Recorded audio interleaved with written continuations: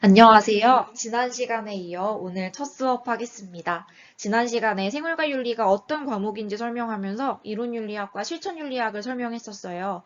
이번에 조금 더 자세히 보겠습니다. 이론윤리학은 도덕 원리를 탐구하는 데 관심을 둡니다.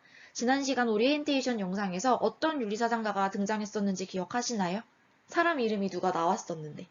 맞습니다. 싱어가 등장했죠. 싱어는 동물을 도덕적으로 고려해야 한다고 주장했었죠.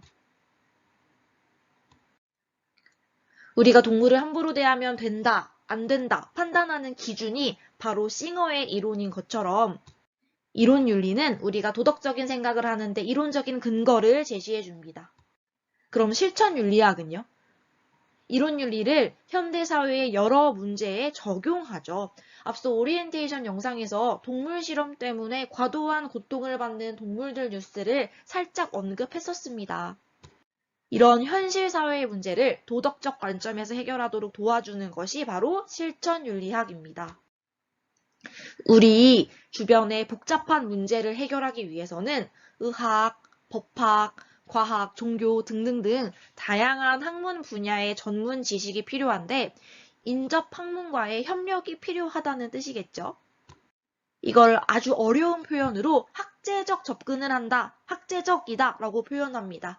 여러 학문이 실천윤리학과 관련되어 있다는 것을 뜻합니다. 이렇게 이론윤리학과 실천윤리학은 서로 밀접하게 관련이 되어 있죠. 이 둘을 묶어서 규범윤리학이라고 합니다. 그리고 윤리학의 종류가 조금 더 있어요. 메타윤리학은 우리가 앞서 배운 규범윤리학을 공부할 때 꼭 필요해요. 한번 생각해 보세요. 우리가 1 더하기 1이라고 이야기할 때 더하기 기호로 십자가 모양을 쓰잖아요. 그 십자가 모양이 더하기라는 걸 알아야지 우리가 산수를 할 수 있듯이 그 십자가 모양을 배우는 것을 더하기다 라고 배우는 것을 메타의 영역이라고 하거든요. 마찬가지로 윤리 공부를 하려면 윤리에 쓰이는 단어의 의미를 알아야겠죠. 윤리 선생님은 참 선하다 라는 문장으로 예시를 들어보려고 했는데 학생들이 선하다의 의미를 몰라요. 그러면 그 뜻을 모르면 안 되잖아요. 이 선하다의 뜻을 명확히 짚고 넘어갈 때 이것을 메타윤리학의 역할이라고 합니다. 도덕의 언어의 의미를 분석한다고 하죠. 그 다음에 메타윤리학의 역할 한번 볼까요? 도덕 추론의 정당성을 검증한다고 합니다. 무슨 뜻이냐면요. 이 문장 한번 볼까요? 세 줄짜리. 전제 1. 인해는 명덕고 학생이다. 전제 2. 인해는 착하다. 그래서 이 두 문장을 합쳐가지고 무슨 결론을 냈죠? 명덕고 학생들은 모두 착하다. 마지막 문장의 결론이 타당한가요?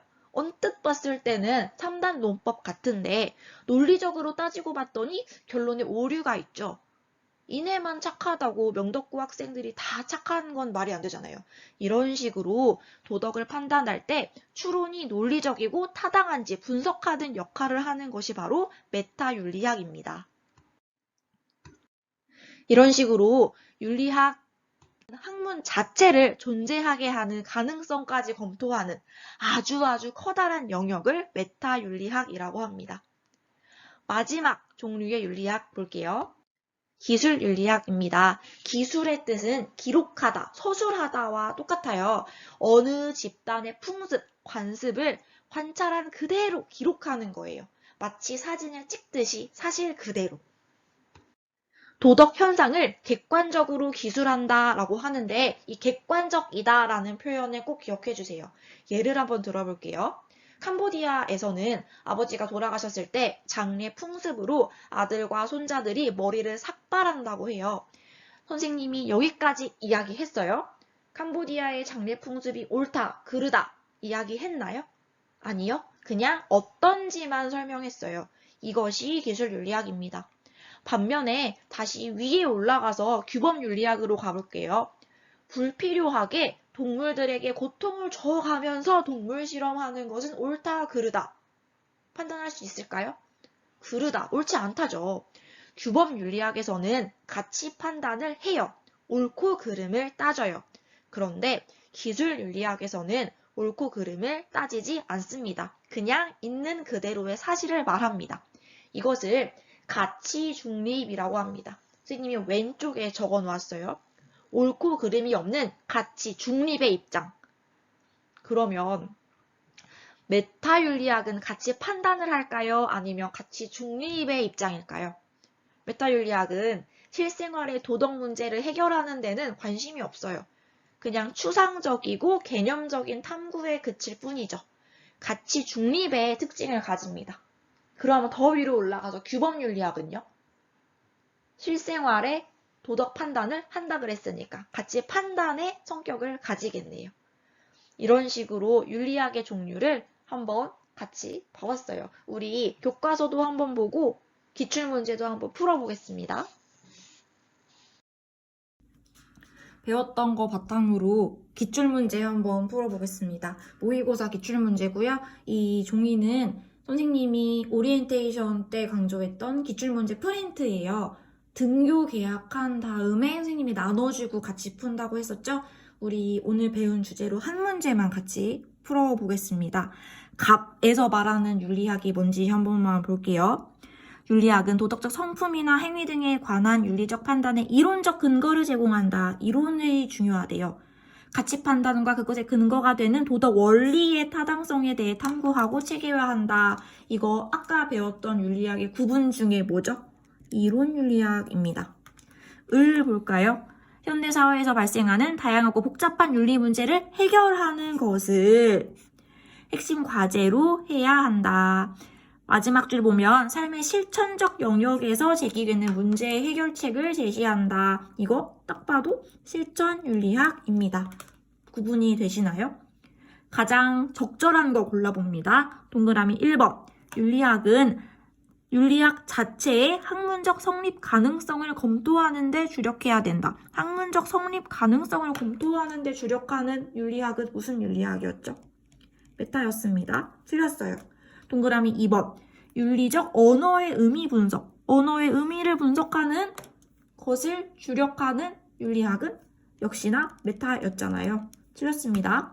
동그라미 3번. 윤리학은 가치 중립적 입장에서 도덕을 연구한다. 여기서 중요한 포인트는 가치 중립입니다. 가치 중립이 뭐였냐면 옳고 그르고를 따지지 않는 중립의 입장이라고 했었잖아요. 그런데 을은 실천윤리학인데 실천윤리학에서는 실생활과 만나는 여러 가지 도덕 문제에 대해서 옳다 그르다를 따져야 되거든요. 가치 중립이 아니라 가치 판단을 해야 되기 때문에 3번도 틀렸습니다. 4번 볼게요. 도덕적 관습에 대해 객관적 서술을 해래. 서술하는 건데 객관적으로 서술하라 그랬으니까 이거 기술윤리학 맞나요? 어떤 집단의 관습을 있는 그대로 마치 사진을 착각 찍듯이 있는 그대로 서술하는 거. 기술윤리학. 지금까지 다 틀렸네요. 마지막 5번 보겠습니다. 윤리학은 도덕적으로 가치 있는 삶의 방향을 제시하는 것을 궁극적인 목표로 삼아야 한다. 갑도 맞고 을도 맞고요. 이 이론윤리학과 실천윤리학을 한데 묶어서 우리가 규범윤리학이라고 배운다고 했잖아요. 정답은 5번입니다.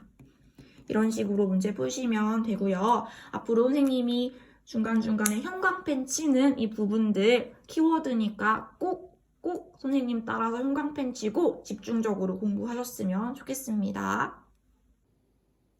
오늘 배운 내용 교과서 어디에 있을까요? 교과서 17페이지를 피면요. 아래쪽에 윤리학의 구조라고 나옵니다. 교과서에서는 아주 작은 부분이지만 시험에 자주 출제될 내용이니까 꼭 기억하셔야 합니다. 중요한 키워드에 형광펜 쳐놨고요. 선생님은 추가로 필기 조금 해놨어요. 그 다음에 쭉 위로 올라가다 보면 실천윤리학의 성격과 특징에서 학제적 성격을 지닌다. 이 부분도 꼭 형광펜 쳐두시고요. 17페이지 앞에 쭉 실천윤리학과 뭐 다른 윤리학에 대한 특징들이 나오니까 눈으로 읽어보시면 되겠습니다. 오늘 수업은 여기까지 하겠습니다. 고생하셨습니다.